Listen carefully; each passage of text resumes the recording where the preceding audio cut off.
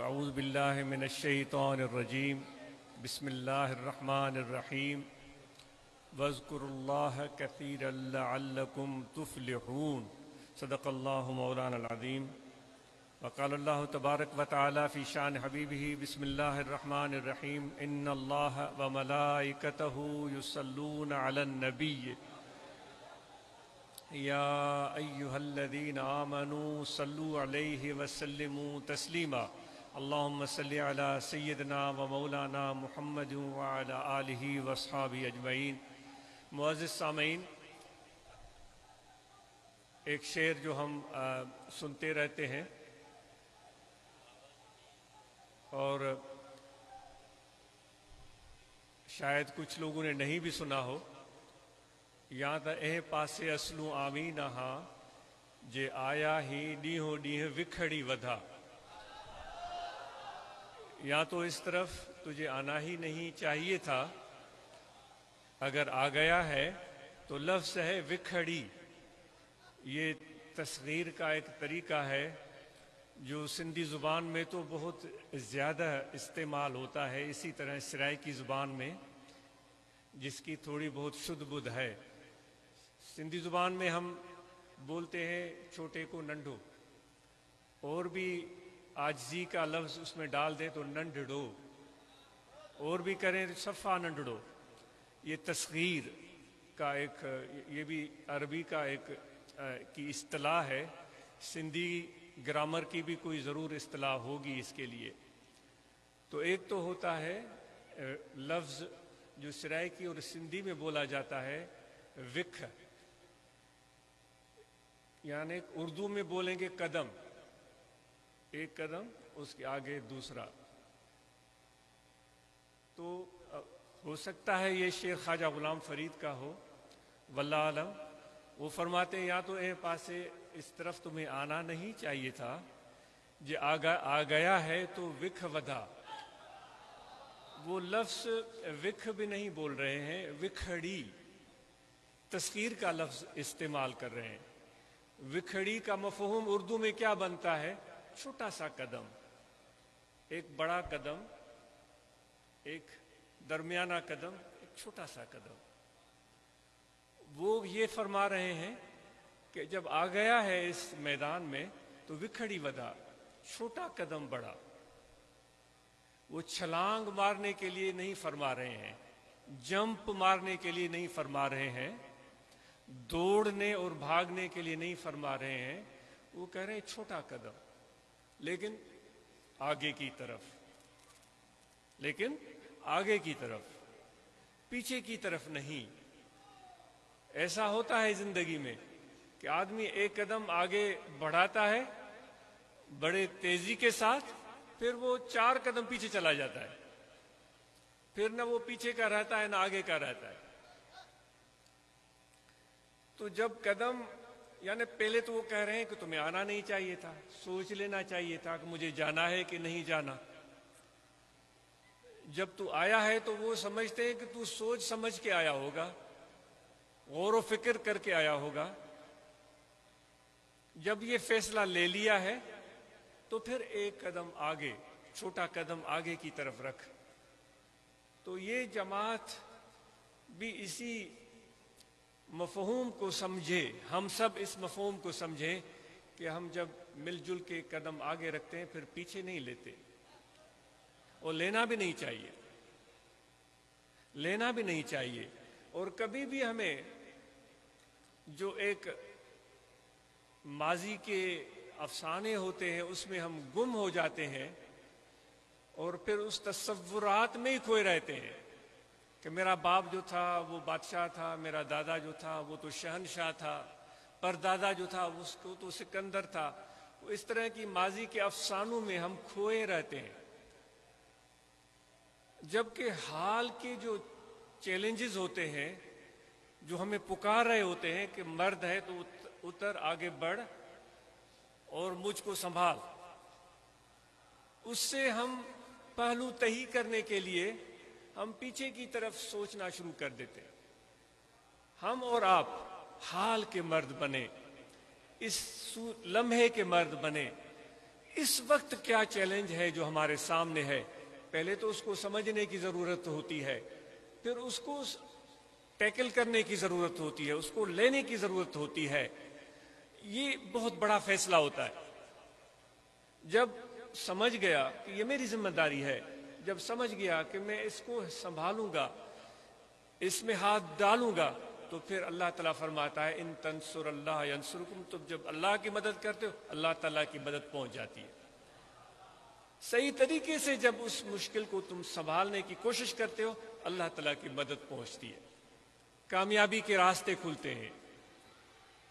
تو اس لیے اس جماعت کو مل جل کے چھوٹے چھوٹے قدم آگے لینے ہیں۔ ہمیں یہ دوبارہ عاجز عرض کر رہا ہے کہ ہم ریس لگانے نہیں جا رہے ہیں، ریس لگانے والے تھک جاتے ہیں۔ آپ نے وہ مثال سنی ہوگی جو ایک کچھوے اور خرگوش کی کہانی تھی کہ خرگوش نے کچھوے کو چیلنج کیا تھا کہ تم مجھ سے، یا خرگوش نے اس کو بولا تھا کہ چلو ریس لگاتے ہیں۔ خرگوش نے سوچا کہ یہ کچھوا بیچارہ تو کچھوے کی چال چلتا ہے، آہستہ آہستہ آہستہ، اس کو تو ٹائم لگتا ہے، میں اتنا تیز رفتار کہ میری کتے بھی میری ہوا کو نہیں سونگھ پاتے، یہ کیا ہوتا ہے؟ خرگوش نے کہا چلو دوڑ لگاتے۔ خرگوش نے ایک تیز دوڑ لگائی، تھوڑا تھک گیا، دیکھا خرگوش نے دیکھا وہ کچھوا پیچھے تھا اور وہ وہاں پر بیٹھ گیا سانس لینے کے لیے، اور اس کو نیند ہی آ گئی۔ پھر اس نے دیکھا تھوڑا قریب پہنچا ہے، اس نے ایک اور تیز دوڑ لگائی اور پھر کافی فاصلے پر چلا گیا، پھر وہ تھک گیا، پھر وہ آنکھ بند کر کے سو گیا۔ جب اس کی آنکھ کھلی تو دیکھا جو فنش لائن، جو ایک فنشنگ پوائنٹ تھی جہاں پہنچنے والا ریس جیت جاتا، وہاں کچھوا پہنچ رہا تھا اور یہ نیند سے اٹھ رہا تھا۔ خرگوش ہار گیا تھا کیونکہ اس کچھوے نے اپنے چھوٹے چھوٹے قدم اٹھانے کی جو ایک عادت تھی وہ جاری رکھی، رکا نہیں، چلتا ہی رہا چلتا ہی رہا چلتا ہی رہا چلتا ہی رہا، تو اس تیز رفتار خرگوش سے وہ بازی جیت گیا۔ یہ صرف ہمارے ادب کی کہانی نہیں ہے، یہ عربی ادب میں بھی یہ کہانی ملتی ہے، یہ انگلش لٹریچر میں بھی یہ کہانی ملتی ہے، پوری دنیا میں یہ کہانی ملتی ہے۔ یعنی کہا جا سکتا ہے کہ یہ ایک مانی ہوئی حقیقت ہے، یہ ایک مانی ہوئی حقیقت ہے۔ تو دوستو، ہم نے بھی قدم آگے، چھوٹے چھوٹے قدم آگے رکھنے ہیں، بڑھتے جانا ہے، اور یہ ہماری روحانی جو تربیت ہے اس کا سلسلہ بھی ایسے چلتا ہے۔ لوگ آتے ہیں کہتے ہیں کہ چٹ مٹ منگنی پٹ بیا، مجھے یہیں پر جو ہے نا وہ چوغا بھی پہنا دو، امامہ بھی پہنا دو، داڑھی بھی لگا دو، اور مجھے خلافت بھی دے دو، پیر بھی بنا دو، درگاہ بھی بنا دو۔ یہ چیزیں کوئی کھیل تماشا نہیں ہوتی دوستو، یہ میرے ہاتھ میں نہیں ہوتا، یہ تو خدا کی طرف سے انتخاب ہوتا ہے، یہ اللہ کا انتخاب ہوتا ہے کہ وہ کس کو کس منصب کے لیے یا کس کام کے لیے چن لیتا ہے۔ ہم یہ کر سکتے ہیں کہ ہم اس کے دربار پر حاضری دیتے رہیں، ہم خدمت کے لیے حاضر رہیں، ہم اپنی کوششوں کو جاری رکھیں۔ کیا ہوتا ہے کیا نہیں ہوتا یہ اللہ تعالیٰ کا کام ہوتا ہے۔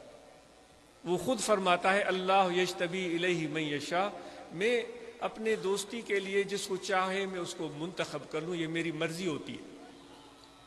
تو ہمیں دروازہ کھٹکھٹانا ہے، دروازے پر بیٹھنا ہے، آنا ہے، اپنی امید قائم رکھنی ہے، تعلق جوڑے رکھنا ہے۔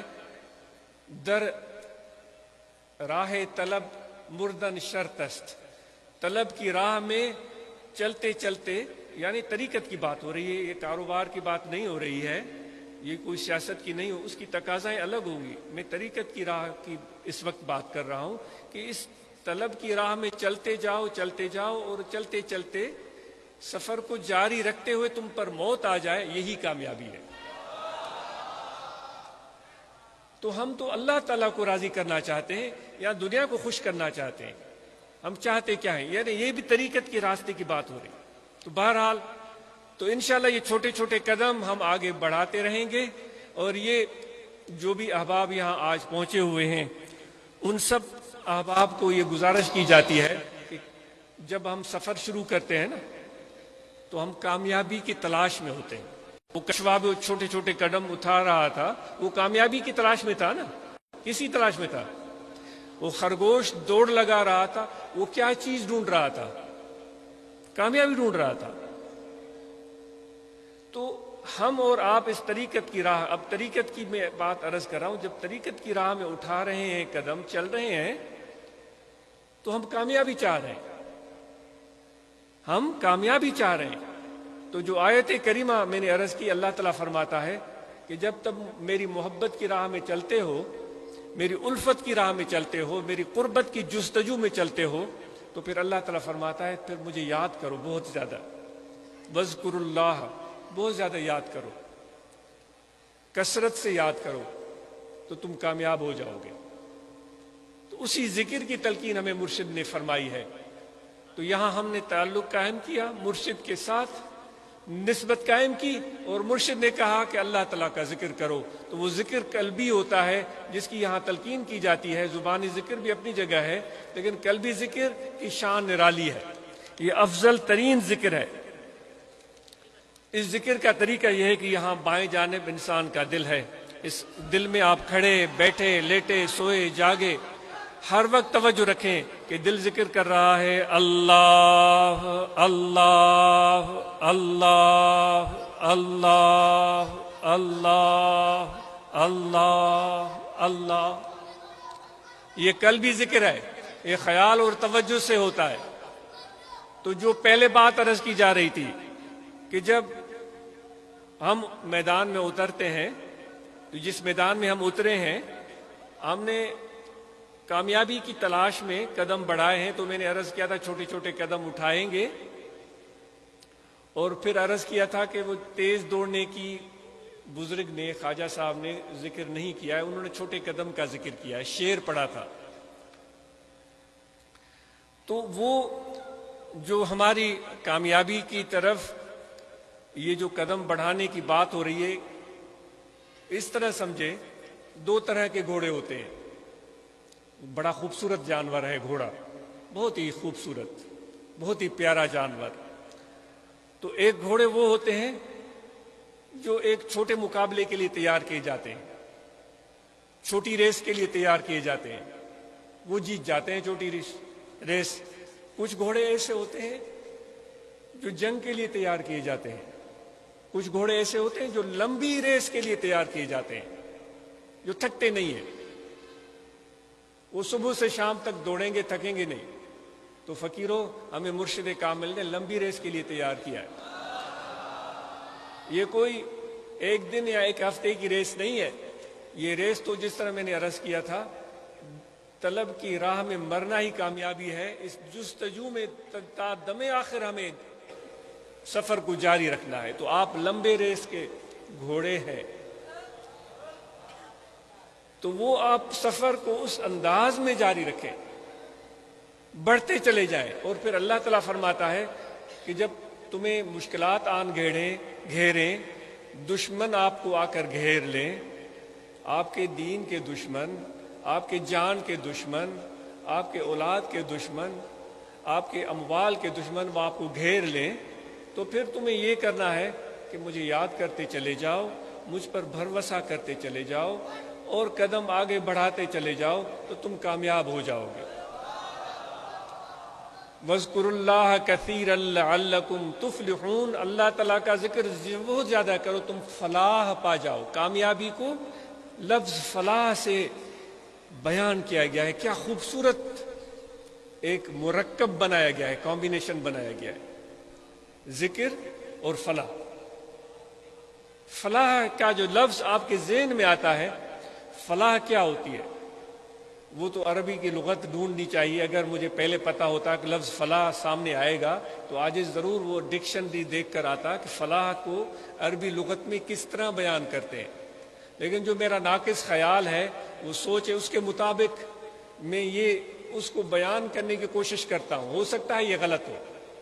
فلاح ایسے بھی ہو سکتی ہے کہ کوئی شخص پانی کے درمیان میں اپنے آپ کو موجود پائے اور لہریں اس کو گھیر لیں، بھنور اس کے دائیں بائیں ہوں، پانی کے بھنور اس کو گھیر لیں، اور وہ عنقریب ڈوبنے والا ہو، اچانک اس کو چھوٹی سی کوئی لکڑی کا ٹکڑا مل جائے، اس لکڑی کے ٹکڑے کو وہ پکڑ لے، یا ڈوبتے ڈوبتے ڈوبتے کوئی چھوٹا سا ایک مٹی کا ٹیلا اس پانی کے درمیان اس کو مل جائے، اس ٹیلے پر چڑھ جائے، یا ڈوبتے ڈوبتے غوطہ مارتے مارتے کوئی درخت اس کو مل جائے، اس درخت پر چڑھ کر اوپر بیٹھ جائے، تو عاجز کے ناقص خیال میں یہ فلاح میں آ گیا کہ اتنے بڑے عذاب سے کہ زندگی خطرے میں تھی، وہ فلاح میں آ گیا۔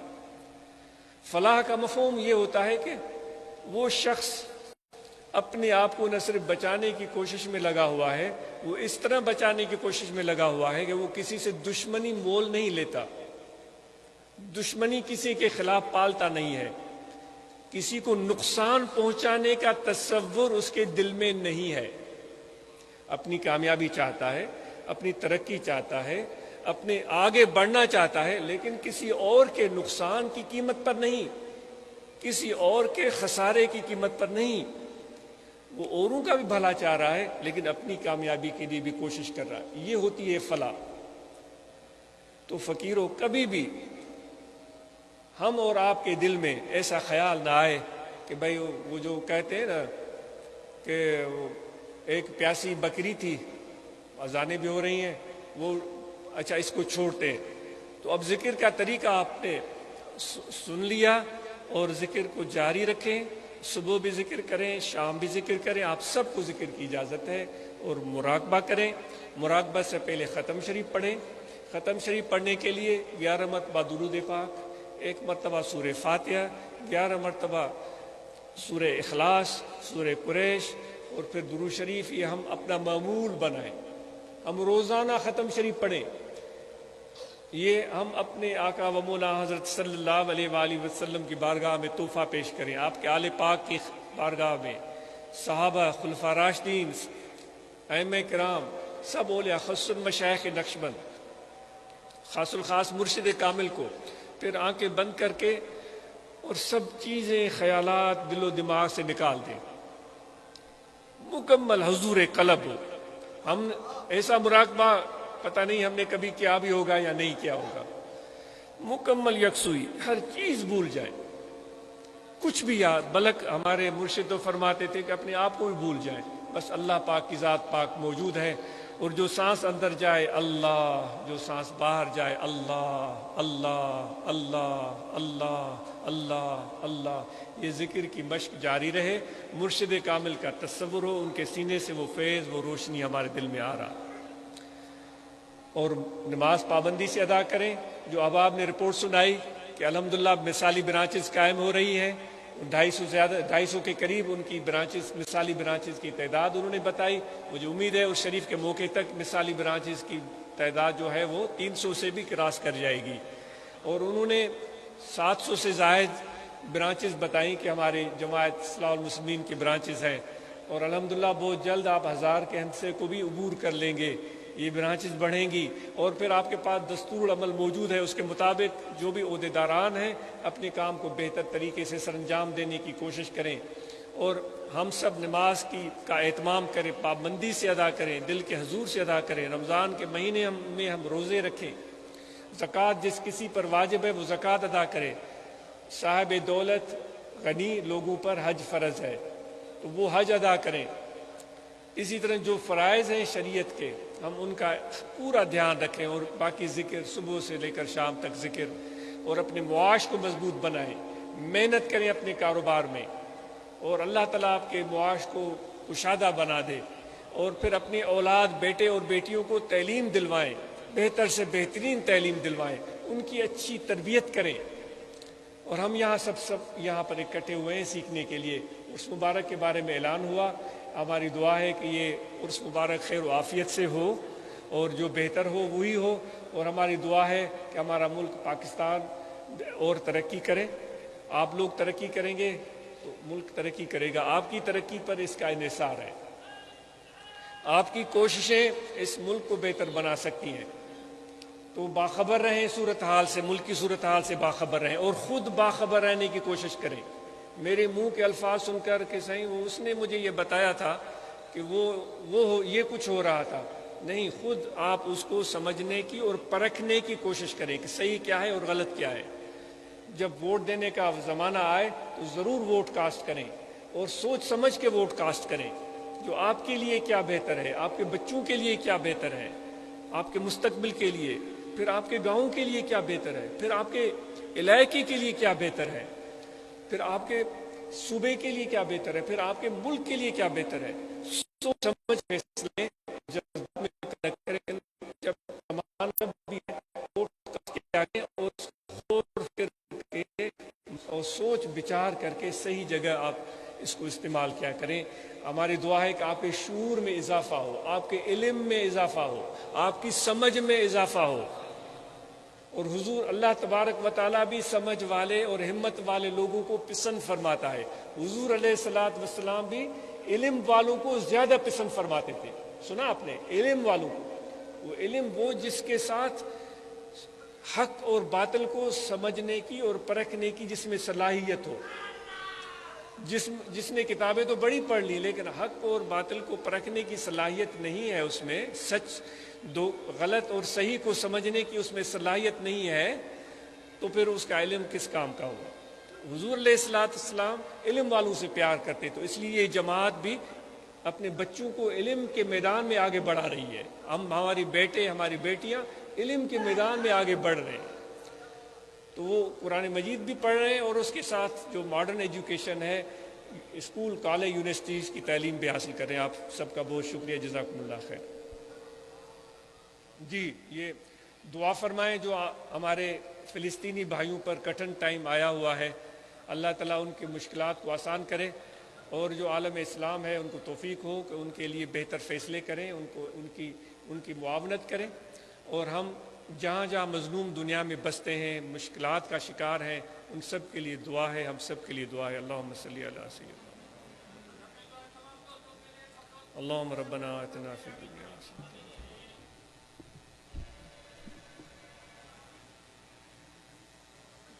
صلی اللہ تعالی علی خیر خلقہ سیدنا مولانا محمد و علی وصحبہ۔